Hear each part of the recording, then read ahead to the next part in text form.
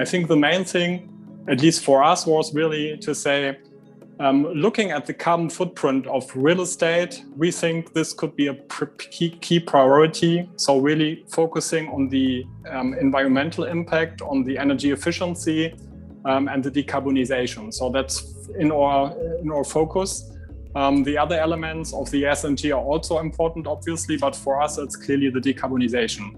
And whatever we buy, whatever we manage, whatever we refurbish, whenever we talk to our tenants, to our business partners, ESG has to be put on the agenda.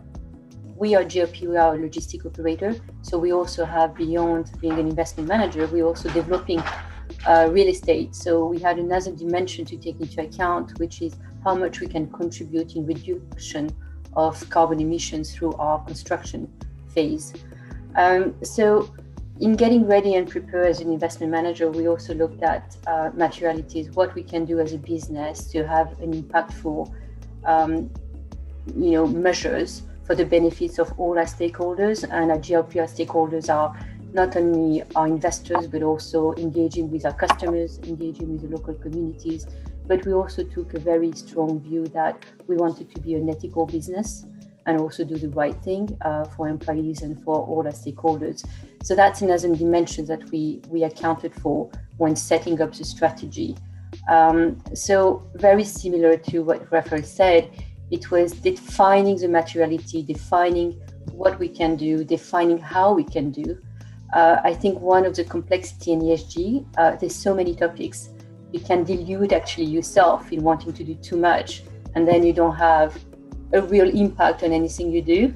So it was a little bit driving back and focusing on what we can achieve, and also establishing and defining some realistic targets that we can, with the growth of our business, with also investing into our systems, our softwares for data gathering in our people, collecting all this data and start to drive some meaningful measures and action plans. I think, first of all, I'd say that PATRIZIA is in any case in the business of sustainability, in the sense that we're a long-term investor of pension money. So that encourages you to think in this way in any case. Also, the history of PATRIZIA in residential, I think, has meant that we've always had a focus on sustainable communities. And the other thing that I think is distinct about us, maybe, is that we created the PATRIZIA Foundation, which is sort of dedicated towards bringing education and health to children around the world, funded through a proportion of the company's earnings over many years. So what all that I think says is that a lot of the ESG agenda in PATRIZIA over the years has been in the areas beyond the E part of it, and I think a lot of companies have been largely focused on the E part in recent years because of the contribution to carbon that comes from the real estate industry. And I'd say a lot of people are now realizing that the S and the G are quite important too. At PATRIZIA, the three parts have been a key part of our approach for some time now. And I think I'd echo some of the comments earlier about data gathering and benchmarking, so you can see you are making a difference.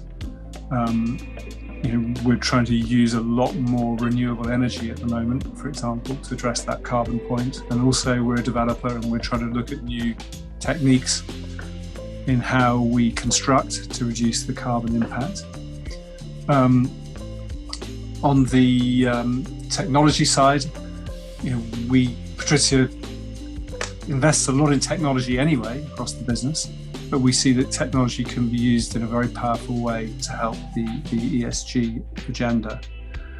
And I think going back to that topic I mentioned earlier of sustainable communities, we're definitely trying to increase the amount of impact investing we do overall, and especially be very mindful of the societal impact of our real estate activities.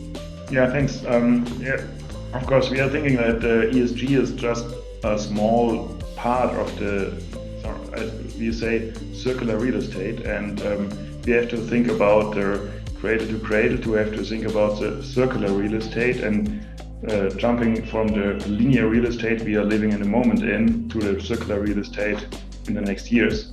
Normally it's just very easy. Yeah? We have just to think about to use that we can reuse all the components we are building the buildings with in the later years again. So that if you're thinking about a wall in the moment, you're not able to separate the wall into every part. You have the stone, you have the at least you have the painting on it, yeah, and you can separate it. So you have waste, and there's a new organization called Madasta, and the founder of Madasta just told me that waste is material without identity. And this is, I think, a very good slogan. So if you give the material an identity, you can reuse it later. You know where, in which building you have built in what kind of material, and you know, okay, this is my material bank I can use in 20, 30 years again, because we all know that a part of the material is with an end, so you can't dig at it anymore.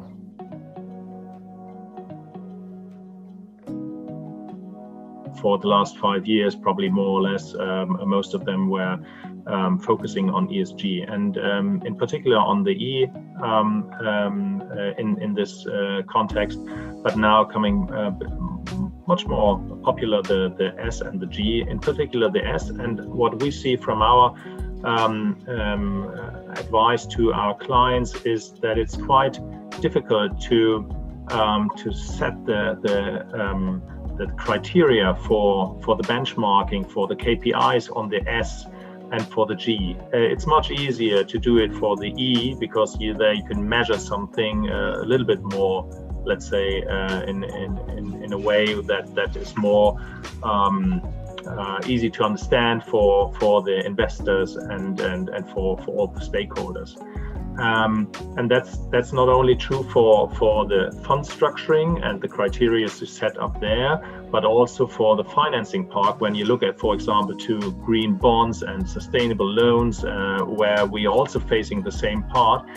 And what is interesting to see also in this round, I would guess if we had this conversation 3 to 5 years ago, I'm quite convinced that we weren't talking about that much, that we were all convinced that the ESG will now be put into place and will be more and more important. But it's becoming more important, because not only of the regulation for funds and investors, but also for the entire industry.